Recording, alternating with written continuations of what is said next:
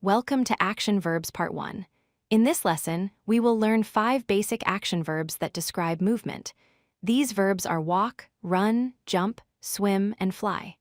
Action verbs are words that show what someone or something is doing. Let's start learning these important verbs. The first verb is walk. To walk means to move forward by putting one foot in front of the other on the ground. It is a slow movement. For example, you can say I walk to school every morning. Walking is something we do every day. The second verb is run. To run means to move quickly by moving your legs faster than when walking. Running is faster than walking. For example, you can say she runs in the park every evening. When you need to go somewhere quickly, you run. The third verb is jump. To jump means to push yourself up into the air using your legs and land back down. It is a quick upward movement. For example, you can say the children jump on the trampoline. Jumping is fun and requires strength in your legs. The fourth verb is swim. To swim means to move through water by moving your arms and legs.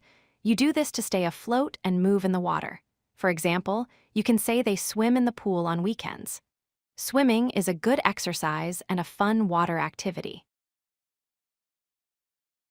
The fifth verb is fly. To fly means to move through the air, typically by using wings or aircraft. Birds fly naturally with their wings. For example, you can say birds fly south during winter. Airplanes also fly through the sky. Now let's practice these 5 verbs together. She walks home. He runs fast. We jump high. They swim well. These simple sentences show how we use each action verb in real situations. Practice using these verbs in your own sentences every day. Let's review what we learned. Walk means to move on foot slowly. Run means to move quickly. Jump means to push yourself up into the air. Swim means to move in water. And fly means to move through the air.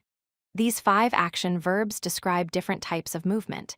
Keep practicing these verbs and you will remember them easily. If you like this video, hit that like button and don't forget to subscribe.